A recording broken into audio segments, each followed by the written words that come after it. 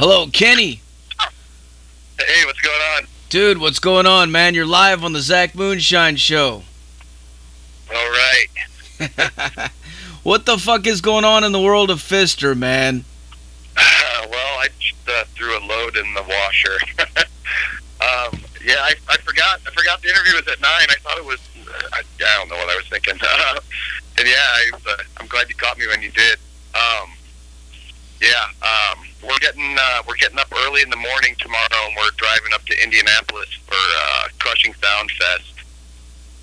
Nice. And yeah, so I'm kind of taking it easy tonight and just sitting here drinking a beer, and yeah, I'll probably try to go to bed within the next few hours.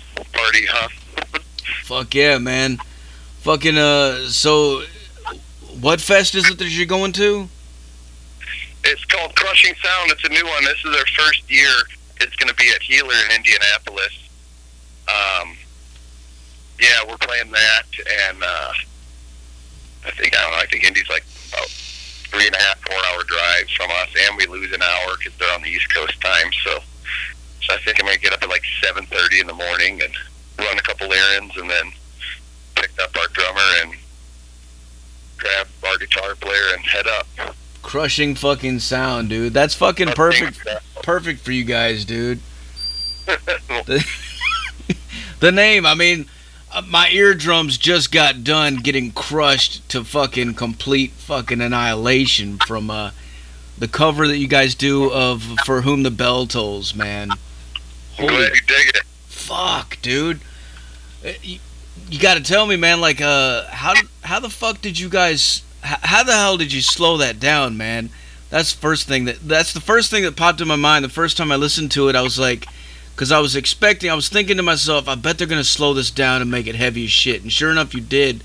But when I was listening to it, because I've heard the original a million times, you know, I'm a fucking big Metallica fan from the 80s and shit. But like, I'm always expecting, you know, I'm so used to the way that it goes, the original, so I kept expecting it. Speed up a little. Yeah, the timing was just completely different, you know. So I'm like, holy shit, man! How the hell did you guys do that? Because I'm sure, like learning the song and then sitting there and playing it in your minds, you were probably thinking about the original too, right? Well, yeah, I mean that's already like one of their slower ones, anyways. You know. Yeah, but you guys slowed it down. Yeah, for sure. And you know, we just kind of, you know, like when we were going into doing this covers record, we knew we were going to do How the Gods Kill. We figured we would probably do that Pudge and Stench cover because we've done that in the past, and you know, so we were trying to figure out some songs to do. And then on top of it, you know, we're a 3-piece, and we want to be able to play these songs live. So on top of that, we had to also figure out what can we pull off live with just one guitar player. And when you're covering bands like Metallica and Slayer that have 2 guitar players, 2 highly proficient guitar players, might I add, you know, and you want to try and capture everything, there's only so much you can do. And so, you know, like For Whom the Bell Tolls, you know, there's no guitar solo. It's kind of already pretty doomy, you know, and it's just like, man, you know, if we just drag this into Fister territory, I think we can kind of make it pretty much sound like one of our own, you know. Oh, it's perfect, man. And then the bass solo, too, the Cliff Burton fucking part in there, man. It gave me chills when I was listening to it, dude. Thank you. Yeah, that was, you know, I went through so many different pedals trying to find something that would do that justice. I mean, you know, Cliff's the man. And I think he was using like a wah and like, I'm sure there's somebody out there listening that knows exactly what he was using. I think he had like a bit off, a wah, and then like something else. And I believe at the time also he was using some kind of weird active pickup, passive pickup combo in his bass. I think at the time he was playing an Aria Pro. I could be wrong, but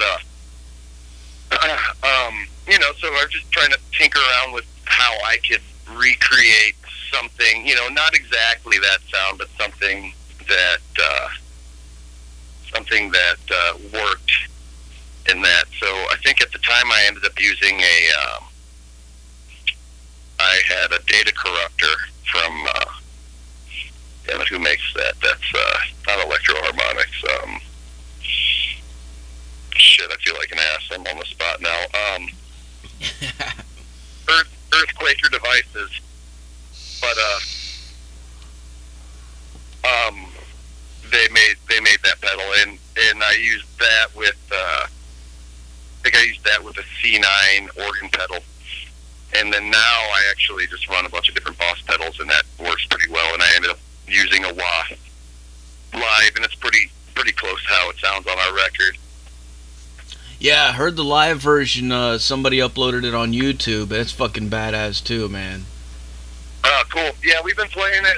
We did Clairvoyance Fest in Lexington.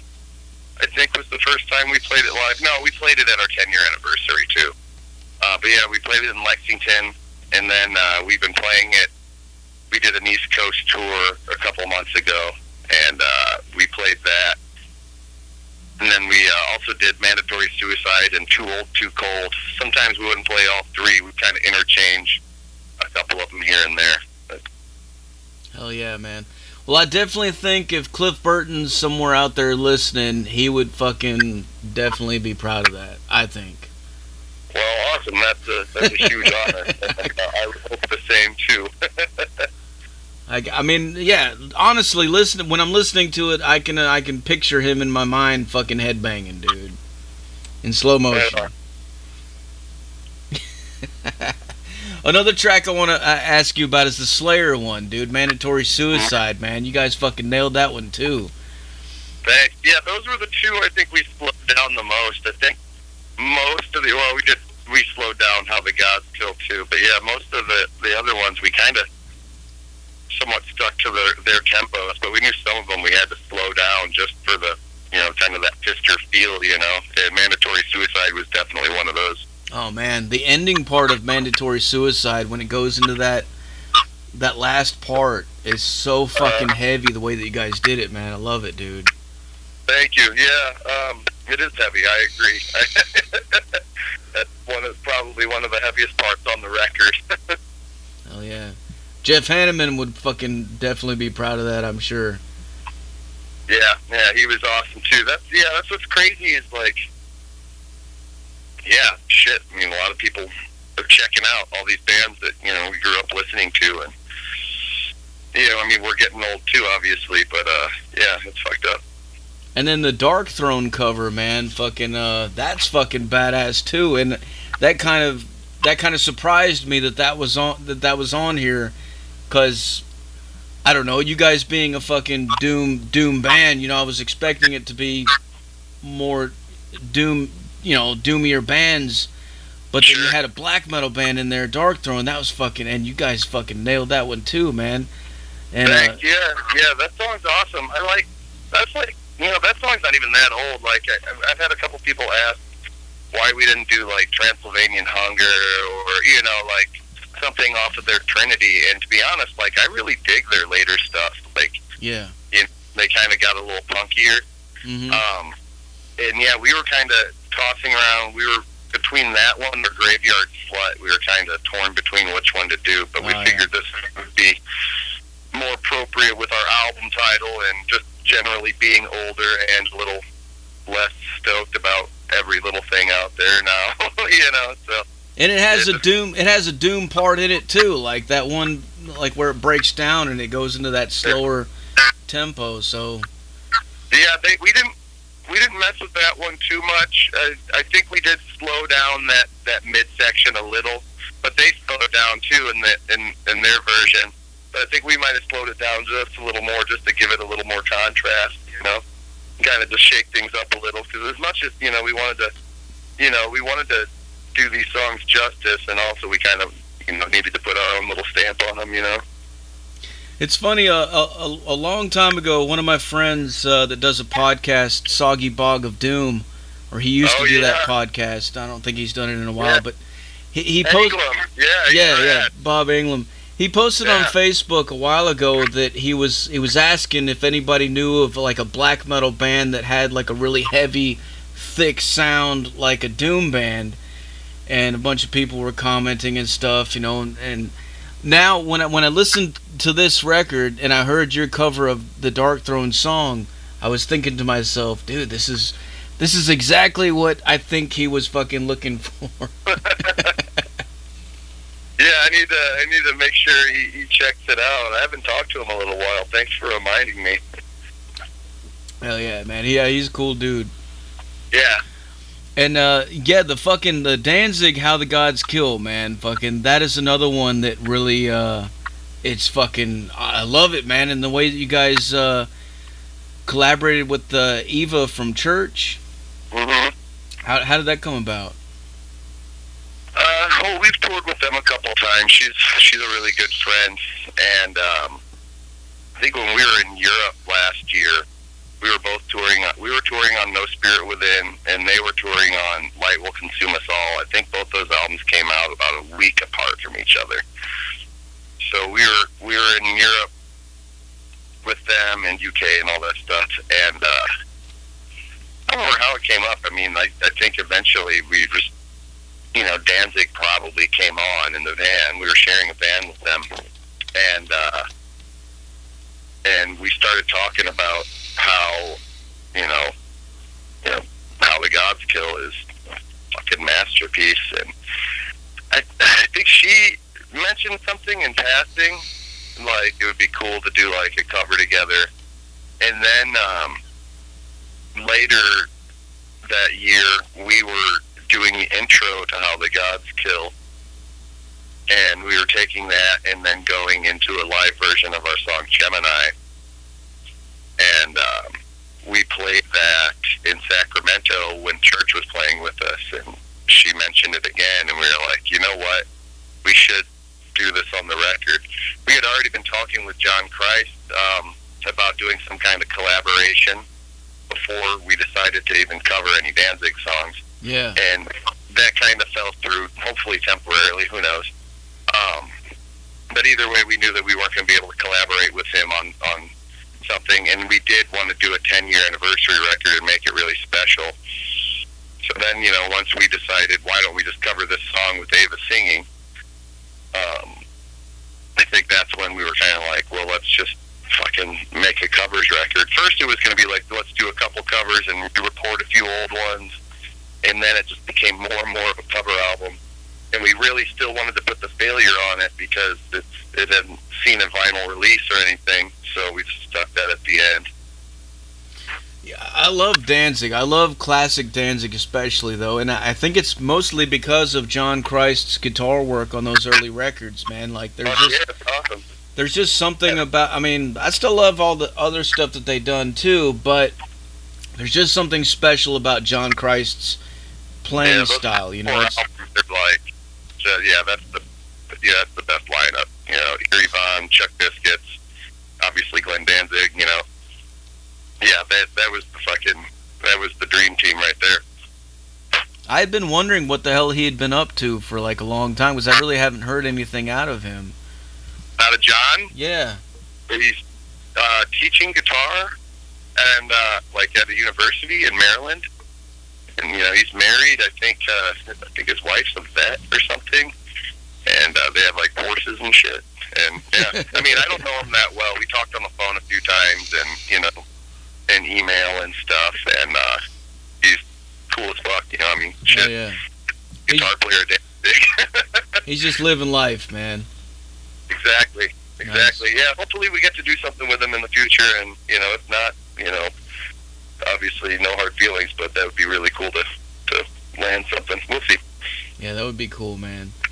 Another track on there, Hellhammer, or the Reaper, fucking holy fuck, man, it's so fucking heavy, dude, and it's just another one. It just works perfect, man. All these tracks fucking work perfect with the way that you guys sound, man. Thanks. Yeah, we really tried to, make a Fister album out of it, Like, I think that was the tricky thing, too, with all the songs. We had so many songs we, like, wrote down and then take off the list, put on the list, and, we could obviously only fit so much music on a record. And so we really tried to make it to where, like, almost a what would we do, had we written any of these songs, Hell yeah. And then the Pungent Stench fucking covered, man. That's another one that's like, that's a band that I feel is completely underrated, man. Like as far as classic death metal bands go, you know, like from that era, Yeah. they had some good stuff, man. Yeah, we did a weird cover. It was a long time ago. We did a cover of "And Only Hunger Remains," and then like I guess during like the second or third verse, we just went into Genesis "Misunderstanding," and in that key, and like just kind of doomed it out or whatever.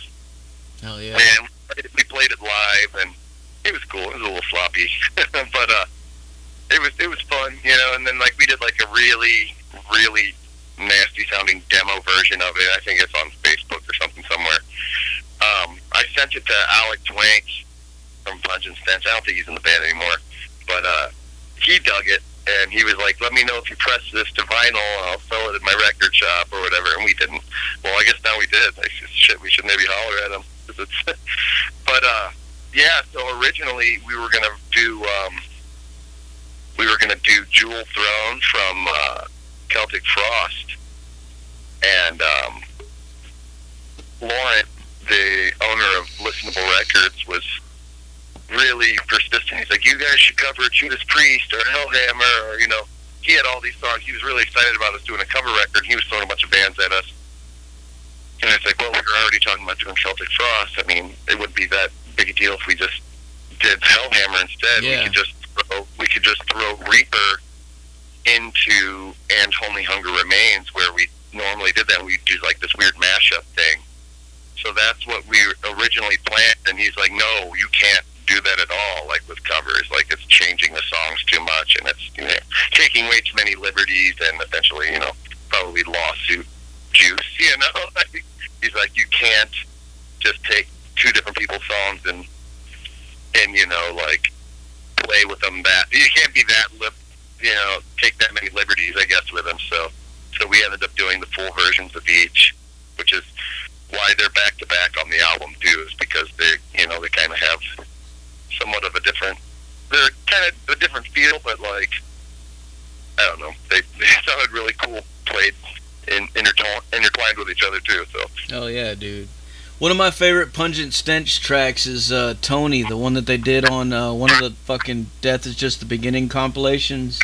Mm-hmm. You remember that? With they had like the samples from I think Scarface or something on it. Yeah, it's from Scarface. Yeah, yeah, they're a weird band.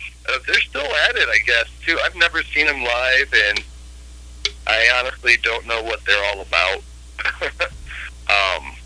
But yeah, that Been Caught Buttering is really that was the first grind record I ever heard in my life, and it was purely based on the album cover.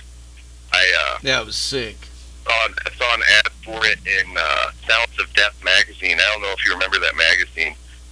I saw an ad for that, and I believe an ad for that first Master record, which I don't know if it was their first one, but and that's how I discovered both of those bands. But I remember seeing that Joel Peter Wicken art on the cover of Been Caught Buttering, and with the two heads making out, and being like, what the fuck is this band? And they only got weirder too, like as the 90s went on. But yeah. Oh yeah, man. Got a question from the chat room. Paula Campbell from the Flesh Hammers wants to know, what is the scene like where you guys are from, and do you plan to tour across country? Well, yeah, we just got back from the East Coast. We're going to the West Coast in November. We're announcing those dates, I believe, Monday. The scene in St. Louis is good. We got great bands here. Lion's Daughter, Hell Night, The Gorge. There's a bunch of killer bands here. Mostly supportive fans in St. Louis and friends and all that stuff. I mean, I don't know if you can really call them fans, really. There's, friends that are cool, I guess, who come out to shows. I don't know. Yeah, the scene's good here. That being said, sometimes we'll play a show and there's 150 people at it, and sometimes we'll play a show there's 30. It just really depends on, what's going on or the whatever. So. Oh yeah. But yeah, we're going back west. Pretty much everywhere we didn't hit on this East Coast tour for the most part. We should be covering some pretty good ground. I think we got about 24, 25 dates in November coming up. So yeah, just you said Tony's his name? No, that was Paula Campbell. Paul, yeah. Oh, Paula. Yeah, I don't know where's Paula Campbell from? She's out west, I think in Reno. We're not going to be in Vegas or Reno.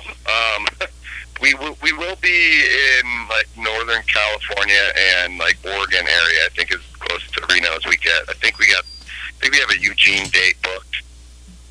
My geography is kind of shitty, but yeah. But no Reno, unfortunately. Right on. Have those people get in touch with us. We'd love to play. Definitely. That's the biggest little city, right?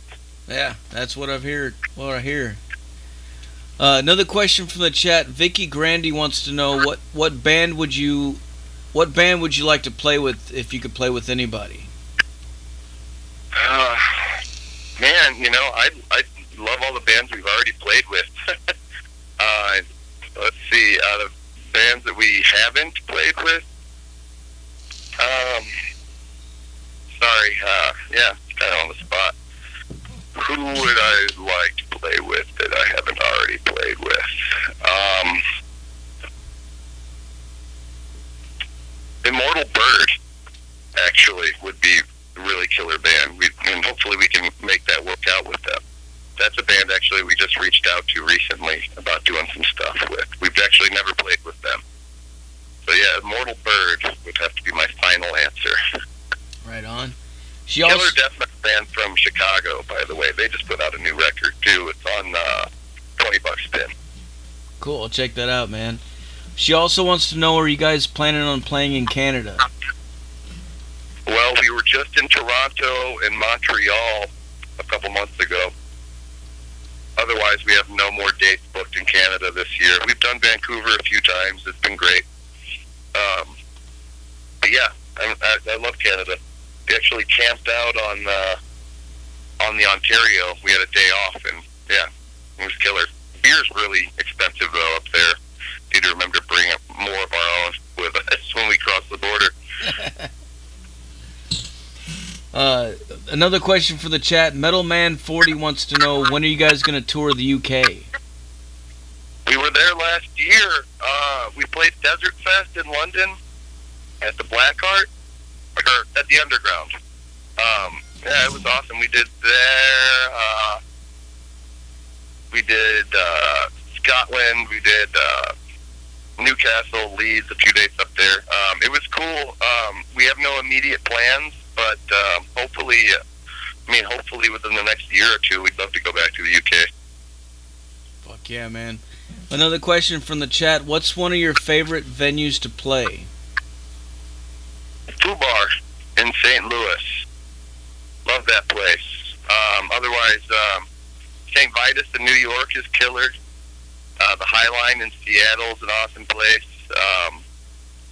I think my favorite venue in the whole world we've ever played was Barra in the Netherlands, in Groningen, about 100 kilometers from Amsterdam. That was probably the coolest place we played. A close second would be Magazine 4 in Brussels in Belgium. It's also a really awesome place we played. But yeah, in the States, I think St. Vitus, Foo Bar, Highline. Yeah, there's quite a few really cool ones in the States. Fuck yeah, man. Another question from the chat. Favorite thing to barbecue? I don't know, probably burger, dog. I actually just cooked burgers, brats, and dogs like 2 days ago. And yeah, I guess those. Chicken sometimes. Sometimes I overcook it, to be honest. Yeah, burgers are easy to not fuck up. Speaking of barbecues, and ribs take way too long. Ribs just take forever. So nowadays, there's so many good barbecue spots in St. Louis that if I want good ribs, I I feel you on that, man. Totally. Speaking of barbecues, though, and you mentioned beer earlier, what's some of your favorite beers to drink?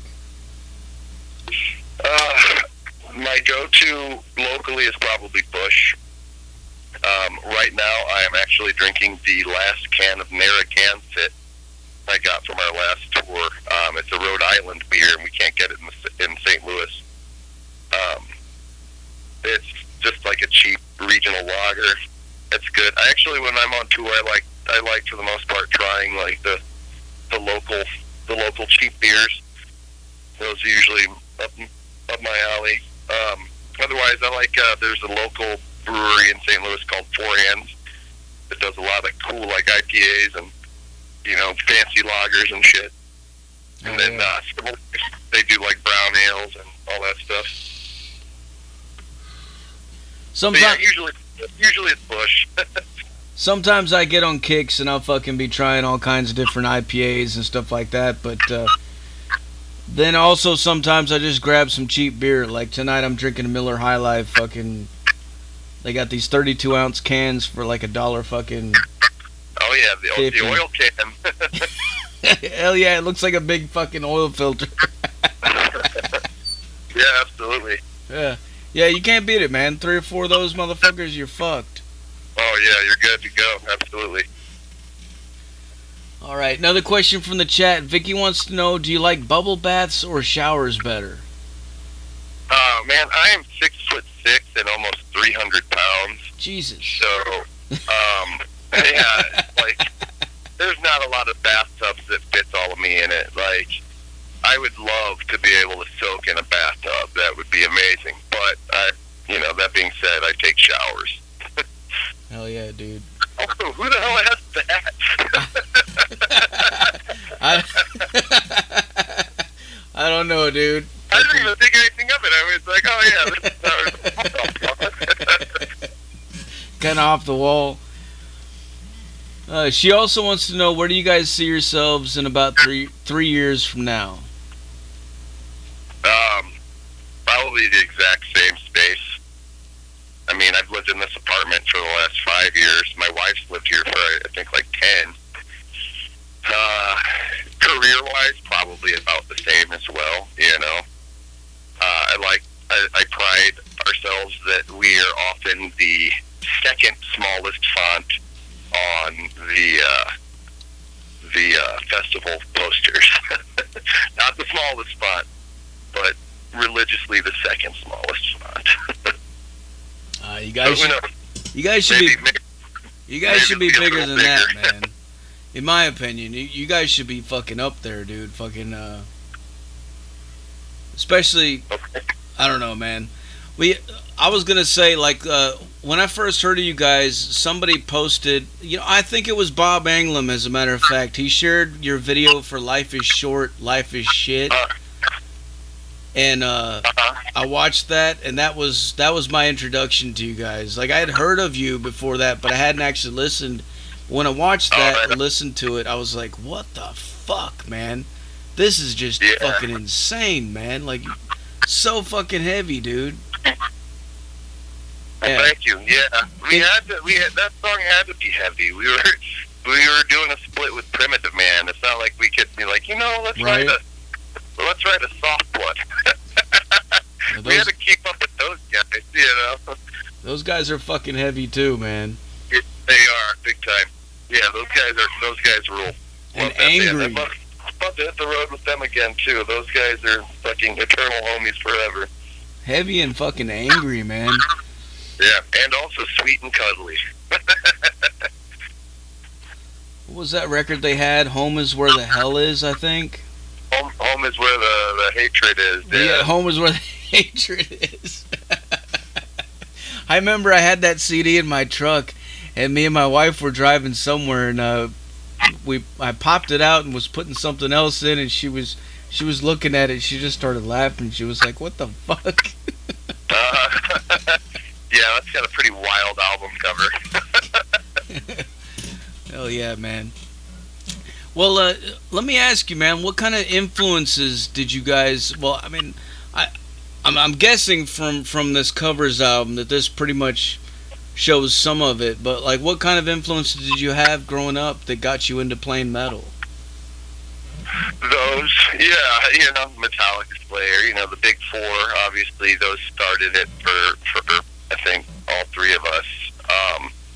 I really fell in love with death metal shortly after. Like once I think a lot of people that I'm 40 years old, and like a lot of people that are younger think it's really bizarre that like when I was younger, like I remember Slayer was like fucking, that was like scary shit. Like Yeah.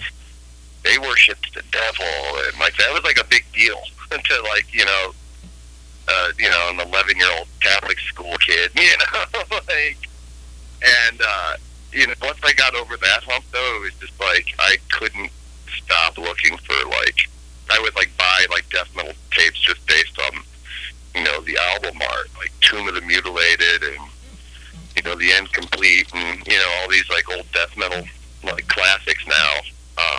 I would find like used tapes at the used record store, and tapes were cheaper than CDs. And so that's like what I really fell in love with when I was younger. And then but yeah, when we started Fister, I mean, Yob was a big influence, and like all that stuff, Sleep, all the the big contemporary doom bands that are out right now. And still are. Yob's like killing it for sure. I mean, fuck that's yeah, great man. guys. Yeah.